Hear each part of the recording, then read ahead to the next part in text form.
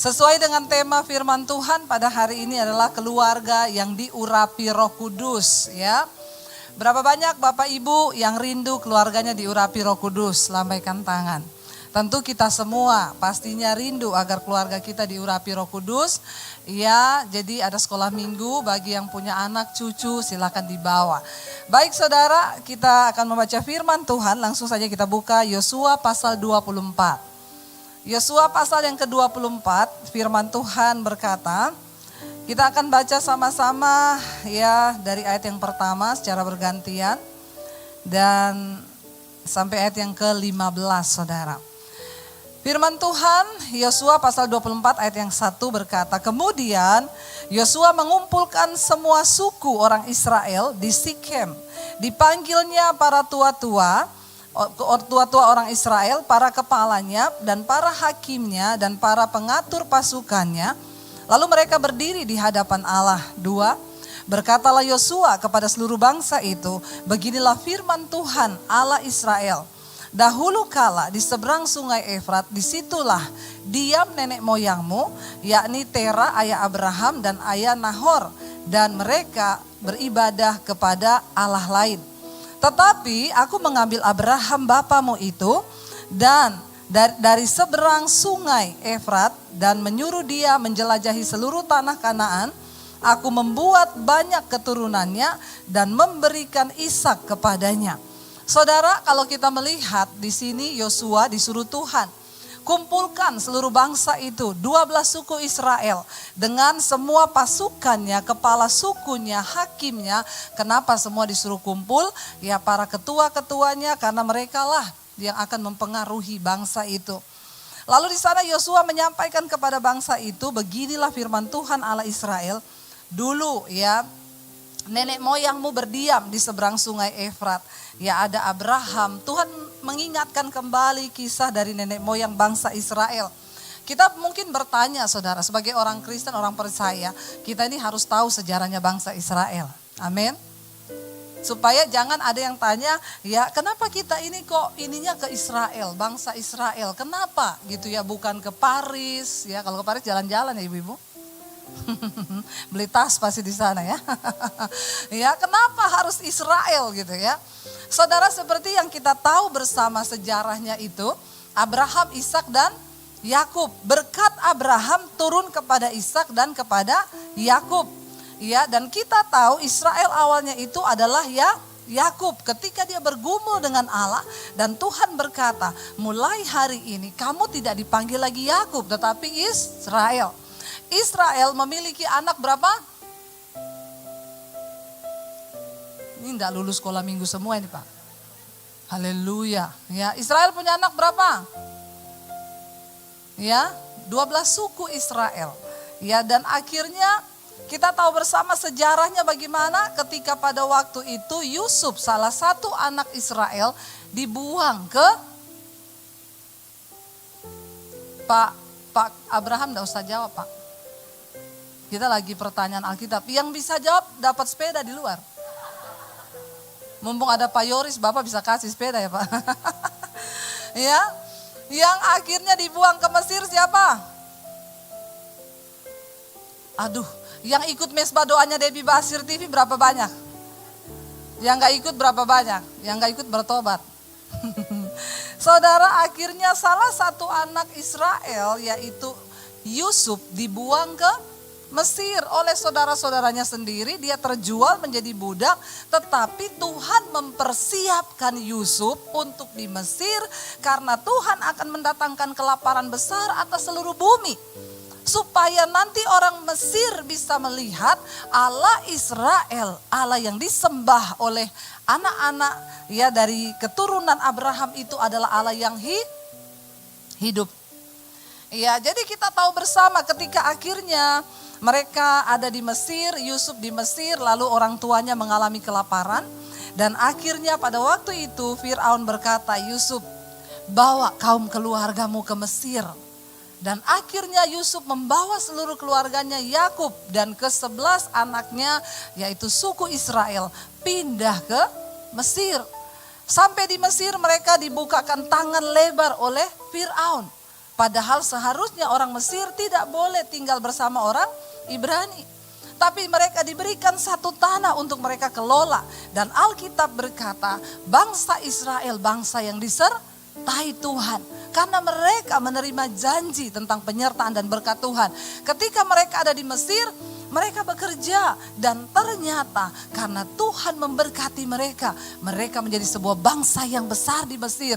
Malah lebih diberkati daripada orang Mesir. Ketika akhirnya masa berganti, Fir'aun mati, naik Fir'aun yang lain. Jadi saudara, Fir'aun itu bukan nama orang, tapi nama julukan raja bagi raja di Mesir. Jangan ada yang tanya sama saya, Bu, itu kok Fir'aun enggak mati-mati ya? Nah ini karena tidak mengerti firman. Bagaimana keluarga kita mau diurapi Roh Kudus kalau orang tua saja pada tidak tahu? Tapi di sini semua tahu. Insya Allah. Ya, kalau orang nggak ngerti firman itu kayak satu cerita. Anaknya keluar dari ruang sekolah minggu nangis. Namanya Yosua. Papa, aku nggak mau ikut sekolah minggu lagi. Kenapa? Aku dituduh sama gurunya merobohkan tembok Yeriko. Terus bapaknya tanya, tapi kamu tidak melakukan itu kan? Tidak Papa, aku dari tadi belajar di ruang sekolah minggu. Terus apa yang lakukan? Aku juga nggak tahu. Mana guru sekolah minggumu? Bapaknya pergi ketemu guru sekolah minggunya. Kenapa anak saya dituduh merobohkan tembok Yeriko? Guru sekolah minggunya balik tanya, lah siapa Pak yang merobohkan? Ya saya nggak tahu. Kenapa anak saya yang dituduh? Begini saja, saya ini kan pemborong. Hitung berapa kerugiannya, saya bangun lagi. Karena tidak mengerti. Hai orang tua, engkau tidak bisa cukup dengan bernyanyi lalu keluargamu diberkati. Engkau tidak cukup hanya dengan mengklaim firman lalu keluargamu akan diurapi Tuhan. Engkau harus mengerti kebenaran dan engkau harus membagikan kebenaranmu itu kebenaran firman Tuhan itu kepada anak cucumu. Supaya engkau mengajarkan kepada mereka tentang hukum-hukum Tuhan. Tuhan berkata, kenapa dia membawa bangsa Israel keluar dari perbudakan di Mesir? Untuk memberikan kepada mereka. Lalu Tuhan tuh lucu, saudara. Dia bilang gini, Musa, kamu pergi ketemu Fir'aun.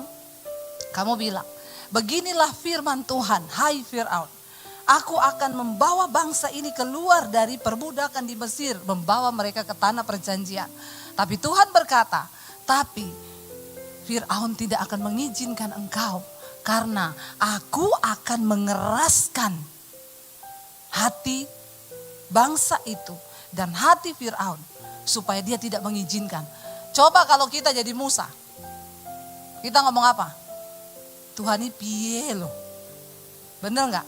Suruh saya pergi ketemu Fir'aun supaya saya bawa bangsa itu. Tapi dia juga ngomong, tapi Fir'aun tidak akan mengizinkan karena aku mengeraskan hatinya Fir'aun.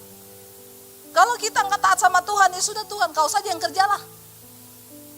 Kenapa Tuhan main-mainkan begini? Saudara, untuk segala sesuatu yang terjadi di hidup kita itu Tuhan punya maksud. Nah, bagian kita itu mengerti maksud Tuhan. Karena ikut Tuhan itu ngeri-ngeri sedap. Sudah nonton filmnya? Yang Batak ketawa kenceng ini. Ya, saudara, ya benar nggak? Ikut Tuhan itu tidak sesuai dengan apa yang kita pikirkan terkadang. Karena memang gak masuk akal, tidak masuk di logika. Tapi itulah Tuhan, dia sanggup melakukan lebih daripada apa yang kita pikirkan. Ternyata Tuhan bilang, kenapa dia mengeraskan hati Fir'aun? Supaya ada tulah terjadi yang pertama, air menjadi darah. Lalu tulah kedua, tulah ketiga, tulah keempat, tulah kelima. Tetap Fir'aun hatinya dikeraskan Tuhan. Musa balik lagi, Tuhan sudah, besok kamu bilang sama Fir'aun ya, akan ada tulah yang ke-10, anak-anak sulung semua di Mesir akan mati. Lalu semua anak sulung di Mesir mati sampai anak lembu, kambing, domba yang sulung mati. Kecuali miliknya orang Israel. Nggak mati. Saudara bisa bayangkan betapa ajaibnya Tuhan itu? Harusnya ketika melihat itu orang Mesir berbalik dan percaya. Bukan cuma buat orang Mesir, Tuhan mau orang Israel, umatnya sendiri pun mempercayai dia. Karena banyak orang berkata percaya kepada Tuhan, tapi hanya sedikit yang berani mempercayakan hidup kepada Tuhan. Amin apa amin? Banyak orang bilang percaya Tuhan, tapi bisa dihitung dengan jari yang berani mempercayakan hidupnya kepada Tuhan. Itu terjadi dengan bangsa Israel. Akhirnya Tuhan menjamah hati Fir'aun. Lalu dia bilang, pergi kalian, cepat pergi. Kalau tidak semua kita mati. Dengan mulutku aku mengaku bahwa Allah Israel yang kamu sembah itu Allah yang berkuasa. Akhirnya mereka diizinkan pergi. Tapi Tuhan bilang gak sampai situ. Aku akan menggerakkan mereka untuk mengejar. Saudara, kenapa maksud Tuhan diizinkan persoalan, tantangan, masalah. Orang yang disertai Tuhan bukan berarti dia tidak ada masalah. Tetapi Tuhan berkata, karena hatinya melekat kepadaku dan ia mengenal namaku.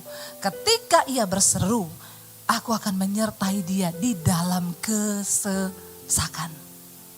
Apa bedanya kita dengan orang yang tidak percaya kepada Tuhan? Sama-sama mengalami kesesakan.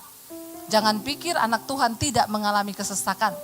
Kalau ada di sini yang belum mengalami kesesakan, saya doakan biar mengalami. Amin. Kenapa saudara Anda takut bilang amin?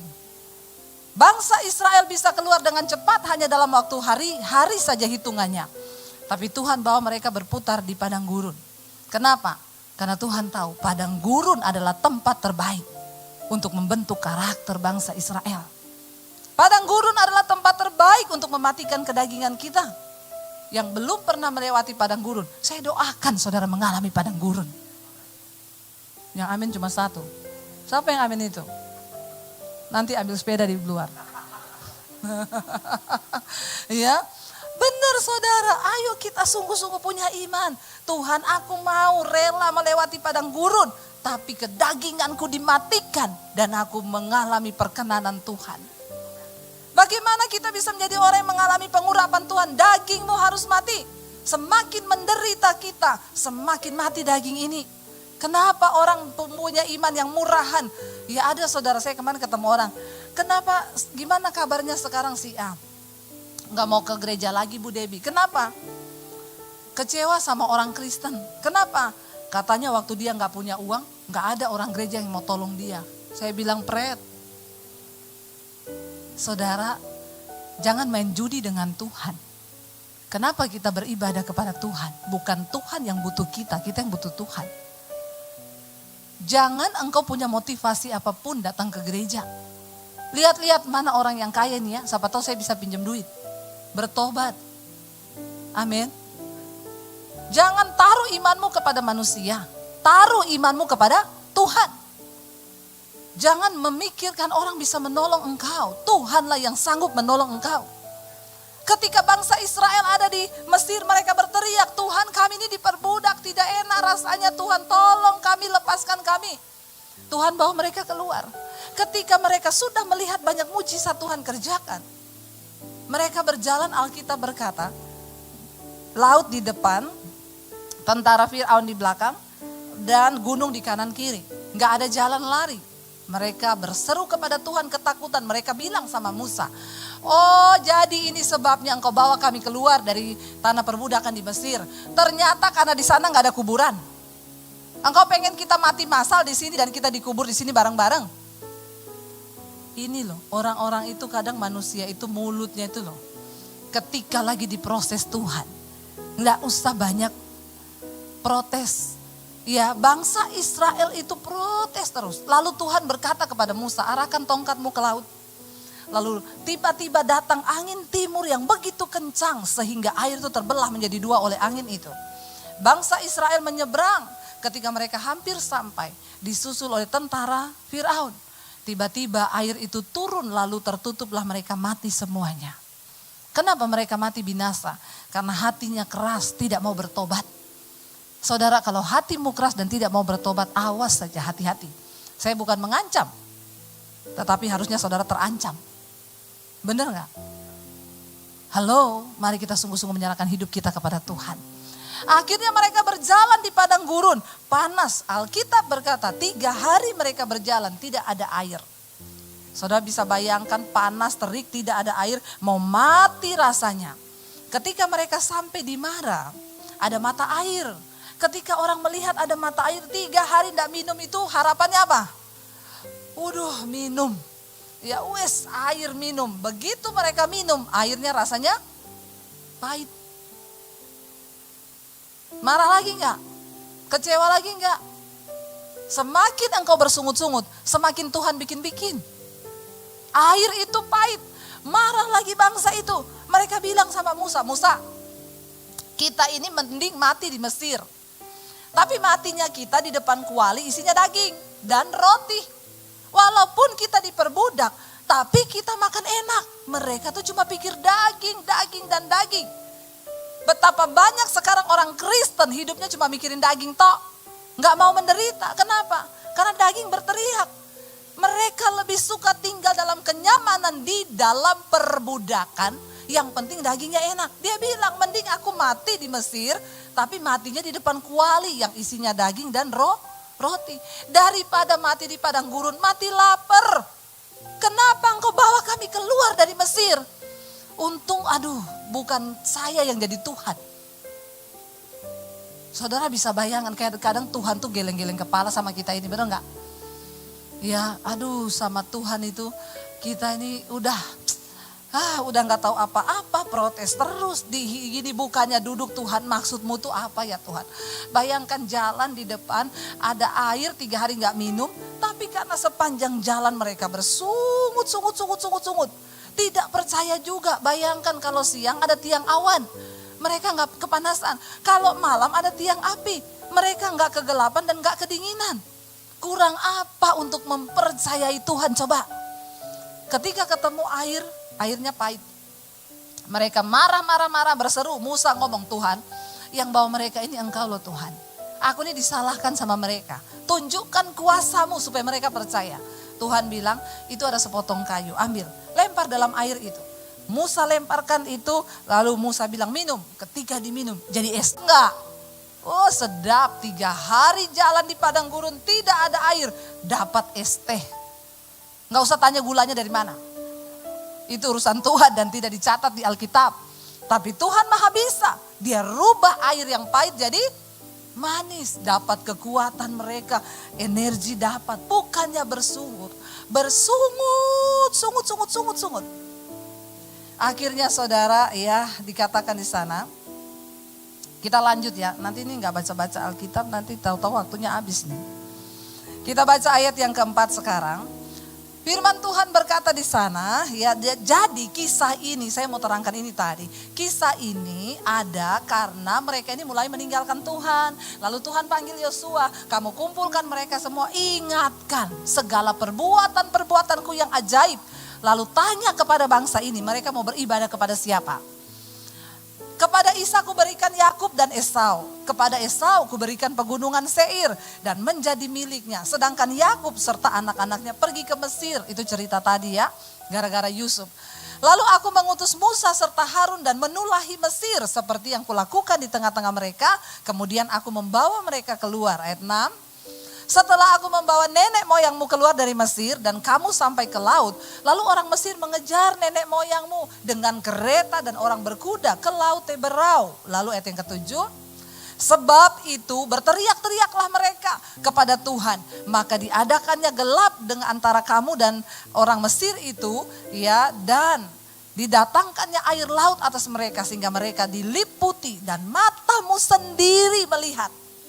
Matamu sendiri telah melihat apa yang kulakukan terhadap Mesir. Sesudah itu kamu lama diam di padang gurun. Urusan Tuhan membawa bangsa itu berputar ketika mereka keluar. Harusnya kan mereka hanya menjalani beberapa hari saja untuk berjalan.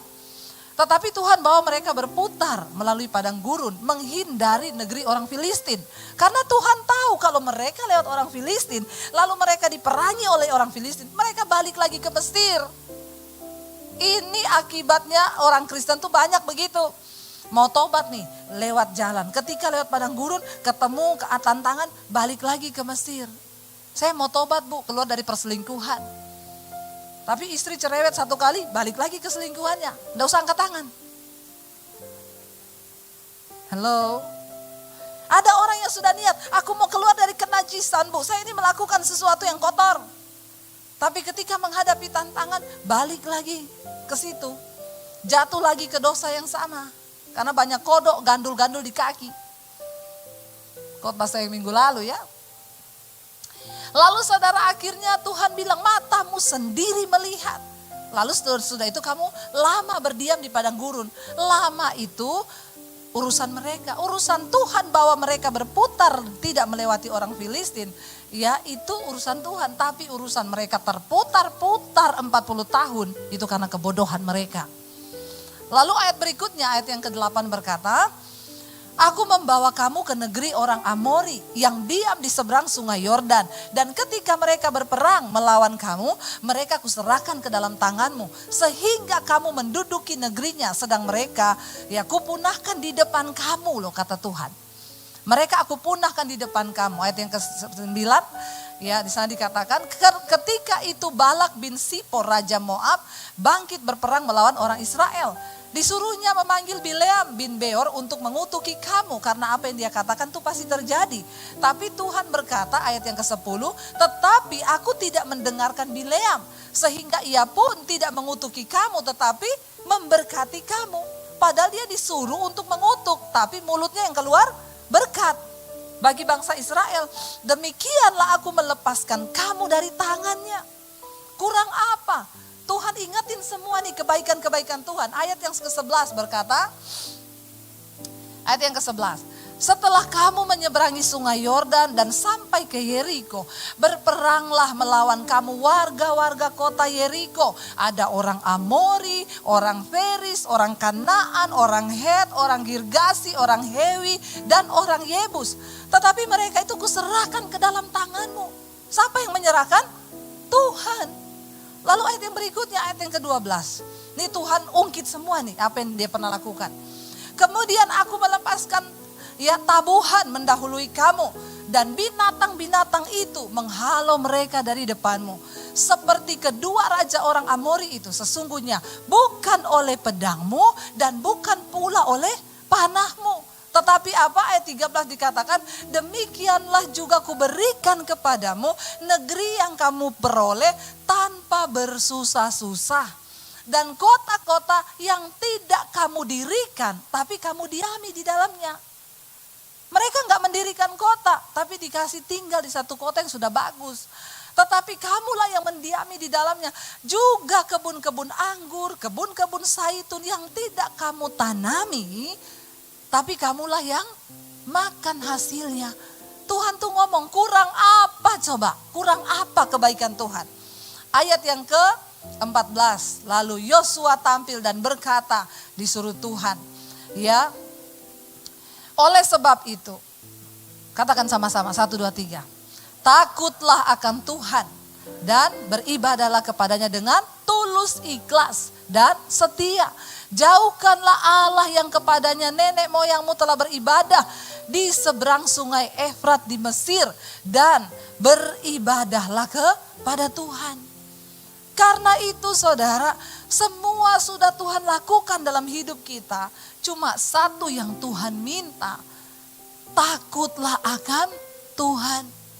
Kenapa dia mengizinkan semua tulah-tulah tantangan demi tantangan di padang gurun. Mereka lihat mujizat, mereka marah-marah, gak ada daging, gak ada roti, turun mana dari sorga. Burung puyuh datang, kurang apa coba. Saya cuma mau bilang hari ini, tidak ada yang kurang dari hidup kita. Kita bernapas hari ini, kita sehat, itu anugerah Tuhan. Karena itu kebangetan kalau kita ini gak hidup takut akan Tuhan. Takutlah akan Tuhan dan beribadahlah kepadanya dengan tulus, ikhlas, dan setia. Jangan punya embel-embel ikut Tuhan. Ada orang yang gini, iya Tuhan aku akan melayanimu. Kalau nih ya Tuhan, kalau pulihkan dulu pekerjaanku. Dalam hatinya Tuhan, bukan Tuhan si malaikat. Pret banget lu. Emang siapa lu? Bukan Tuhan yang butuh kita saudara. Kita ini yang butuh Tuhan. Kenapa? Tanpa Tuhan kita gak bisa hirup napas. Amin. Ditutup aja lubang hidung kita hari ini, mati kita. Amin apa amin? Jadi jangan sombong dengan hidup ini. Mari rendahkan diri di bawah tangan Tuhan yang kuat. Hidup takut akan Tuhan. Beribadah kepadanya dengan tulus. Tidak usah punya embel-embel. Tuhan kalau begini, kalau begitu maka aku akan begini. Datang ke gereja itu dengan ketulusan. Bukan berharap nanti ada orang gereja tolong saya bayar utang. Ini orang-orang Kristen tuh punya hobi tuh begitu. Ya, bertobat saudara. Saya mau bersaksi kepada saudara. Saya ikut Tuhan ini padang gurun terus. Dari dulu padang gurun terus. Berapa kali kami tidak punya uang. Mungkin saudara sudah pernah dengar kesaksian saya dikejar debt collector. Saudara, Tuhan izinkan semua. Saya jalani dengan nangis di kaki Tuhan. Karena saya gak bisa bayar cicilan rumah. Saya gesek kredit card untuk bayar cicilan rumah. Berbunga gak bisa bayar. Dikejar debt collector, diteriakin. Ya, nggak malu pendeta nggak bayar utang. Yang undang saya gereja-gereja dihubungi, diomongi. Suruh Ibu Dewi Basir tuh bayar utangnya. Malu nggak saudara? Malu saya. Teman saya telepon, Bu, ada debt collector telepon ke gereja kami. Ibu suruh bayar utang. Saya masuk di kamar, saya menangis saudara. Saya bilang, Tuhan, kenapa Engkau izinkan ini? Aku nih hamba-Mu. Aku malu Tuhan. Itu uang gak saya pakai beli tas mahal. Saya cuma buat bayar rumah untuk bertahan kami bisa tinggal di satu rumah. Tuhan jawabnya apa? Kalau aku izinkan itu. Kau mau apa? Berapa harga dirimu? Saya nangis di kaki Tuhan dan saya bilang, biarkan dagingku mati Tuhan. Saya tidak pernah menelpon keluarga. Saya nggak cari keluarga mami saya. Saya nggak cari keluarga siapapun. Dan kalau ada orang yang hari ini menonton tayangan ini saudara. Saya yakin ini tayangan ditonton oleh ribuan orang. Apalagi nanti kalau saya ambil videonya Pak, saya tayangkan dari channel saya. Kalau ada orang kaya yang pernah mungkin saya pinjam atau datang minta uang. Coba ngomong kepada saya hari ini di depan mimbar ini. Saya mau bersaksi. Saya tidak pernah pinjam uang. Saya dan suami punya satu prinsip. Kami hamba Tuhan. Kami harus hidup mengandalkan Tuhan. Sebab Tuhan yang panggil kami. Dan Tuhan yang sanggup memberkati kami. Tapi kalau Tuhan izinkan kami lewati padang gurun. Itu urusan Tuhan. Kami mau mati bagi daging kami. Saya tidak pernah punya embel apa-apa ikut Tuhan. Ketika Tuhan pun menghancurkan daging kami. Silakan Tuhan. Remukkan saya seramuk-remuknya. Kita dituduh nyolong keyboard di gereja. Suami saya, kami telan itu mentah-mentah. Kami bayar harga apa yang Tuhan mau. Hari ini saya mau bersaksi di depan saudara. Tuhan yang kita sembah tidak akan pernah membiarkan engkau terus menderita. Ada waktunya Tuhan angkat hidupmu. Saya mau bersaksi kepada saudara hari ini, kami sangat diberkati Tuhan. Kami sangat dicukupkan Tuhan. Apa yang tidak pernah kami lihat, apa yang gak pernah kami dengar, itu yang Tuhan sediakan. Bahkan hari ini, Tuhan izinkan kami bisa bangun udah puluhan gereja di desa-desa. Itu bukan untuk kemuliaan kami saudara, tapi semua untuk Tuhan. Saya cuma mau bilang, akhirnya saudara, ayat ini berkata, ayo jangan pernah menuntut Tuhan apapun. Dia cuma minta beribadah kepadanya dengan tulus dan ikhlas. Lalu ayat yang berikutnya, yang terakhir ayat 15 berkata, kita baca sama-sama. Kata Yosua begini, tetapi jika kamu anggap tidak baik untuk beribadah kepada Tuhan, pilihlah pada hari ini kepada siapa kamu akan beribadah. Ya, kepada Allah yang kepadanya nenek moyangmu beribadah di seberang sungai Efrat, atau Allah orang Amori yang negerinya kamu diami saat ini. Tetapi aku, kata Yosua, aku dan seisi rumahku, kami akan beribadah kepada Tuhan. Saudara, saya berdoa, hari ini kita memilih untuk beribadah kepada Tuhan. Jangan memilih yang lain. Karena Yosua dengan tegas berkata, kamu pilih hari ini. Kepada siapa? Kalau engkau merasa tidak enak selama ini ikut Tuhan, engkau merasa tidak ada untung ikut Tuhan, engkau anggap tidak baik untuk ikut Tuhan, silakan engkau pilih Allah-Allah yang sesat. Tidak bisa main-main. Engkau mau benar, engkau mau sesat, silakan sesat sekalian. Ini maksud ayat ini loh. Kalau engkau gak mau beribadah pada Tuhan, pilih Allah nenek moyangmu atau Allahnya orang Amori. Tapi aku dan seisi rumahku, kami akan beribadah kepada Tuhan. Saudara, dia Tuhan yang setia. Jangan pernah memilih untuk menyembah kepada yang lain selain kepada Tuhan. Jangan memilih untuk menyembah dagingmu dan engkau meninggalkan Tuhan. Mari kita cari perkenanan Tuhan. Saudara, engkau harus tinggalkan iman kepada anak-anakmu supaya keluargamu menjadi keluarga yang diurapi Tuhan. Orang tua, ada seorang ibu yang telepon saya, Bu, bagaimana cara mendidik anak supaya mereka itu benar-benar hidup dalam takut Tuhan. Saya bilang, tidak ada tips kecuali satu. Orang tua, jadilah pelaku firman. Maka anakmu akan melihat teladanmu. Engkau menceritakan, Tuhan bilang kepada Musa dan bangsa Israel, semua yang sudah aku lakukan dalam perjalananmu dari Mesir sampai ke tanah Kanaan. Apa yang sudah ku perbuat, kebesaran-kebesaranku, tulis itu kata Tuhan dan ceritakan kepada anak cucumu dan keturunanmu. Ibu-ibu kalau malam jangan dongengkan anakmu dengan cerita-cerita fiksi. Ceritakan tentang firman Tuhan. Saya bersyukur kemarin saya dengar satu kesaksian, Bu, anaknya dia 3 tahun. Tiap jam 8 udah, Mam, cepat, Ibu Debbie sudah mau mulai. Tiap jam 8 malam. Ada yang foto anaknya di atas tempat tidur bawa Alkitab. Bu, anak saya 6 tahun. Tiap jam 8 udah cuci tangan, cuci kaki, sikat gigi, naik di atas tempat tidur bawa Alkitab. Teriak, Papi, Mami cepet, udah mau mulai mesbah doa.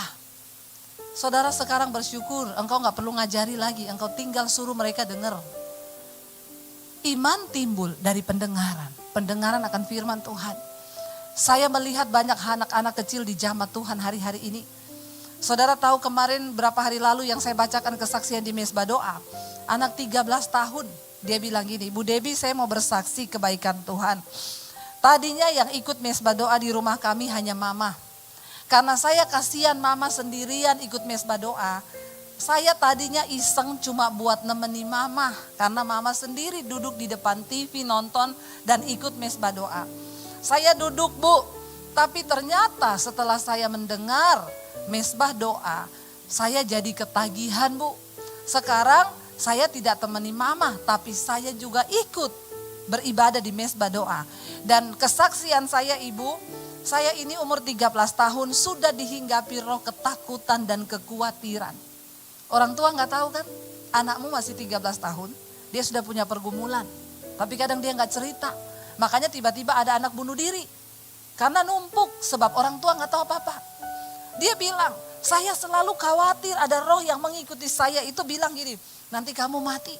Lalu saya bayangkan saya mati, nanti besok dia datang dia ngomong, papamu akan mati. Saya bayangkan papa saya mati. Nanti dia datang besok, mamamu akan mati. Selalu itu setiap hari, Ibu.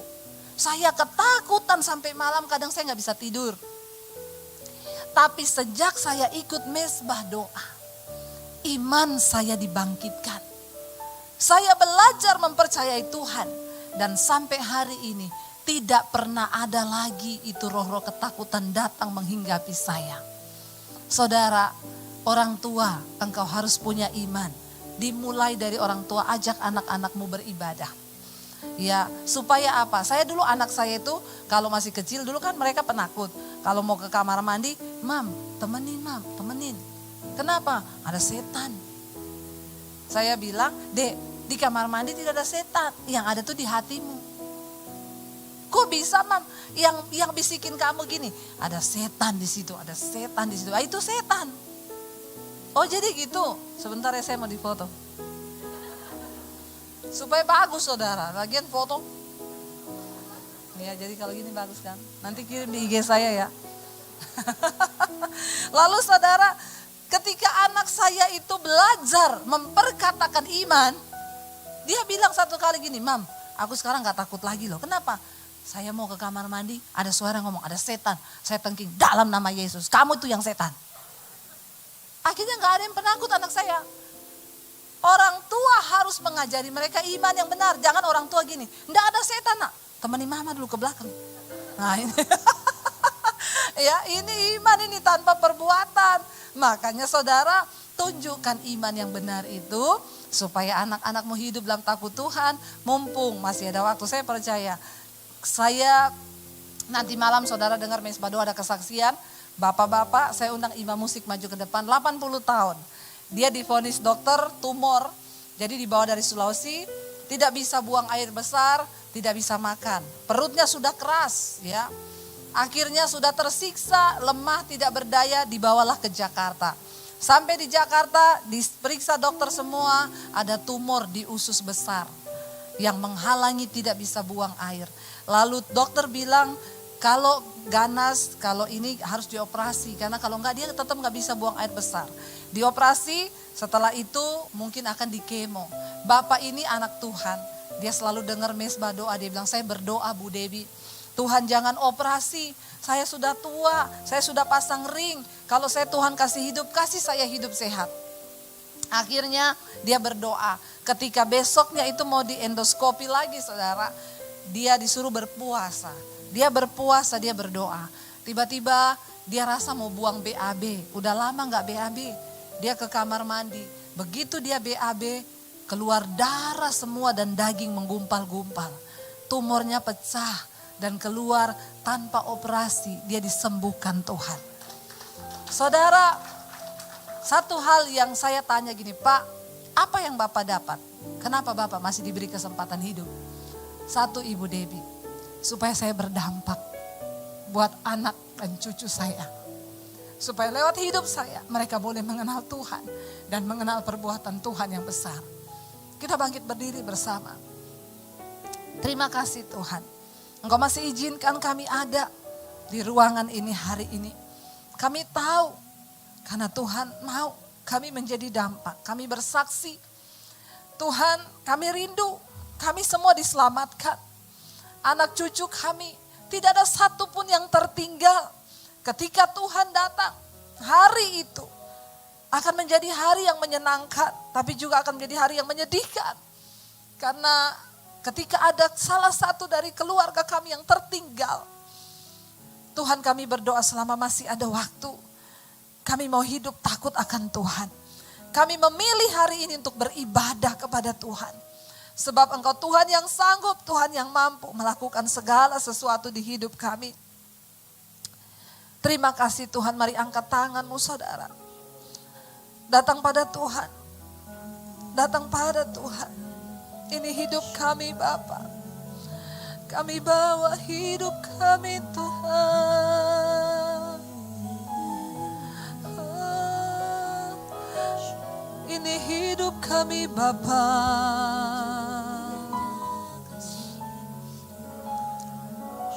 Kami tetapkan hati kami untuk terus percaya kepada Tuhan.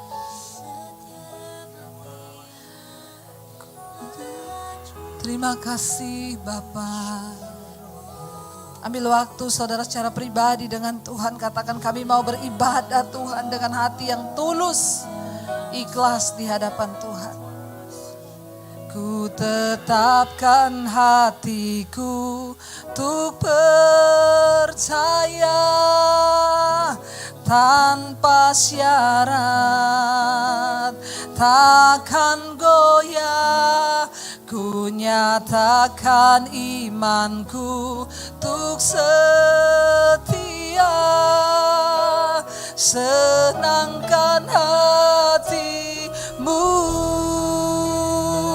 Sekali lagi katakan, ku tetapkan Tuhan, ku tetapkan hatiku untuk percaya tanpa syarat, takkan goyah. Ku nyatakan imanku untuk setia.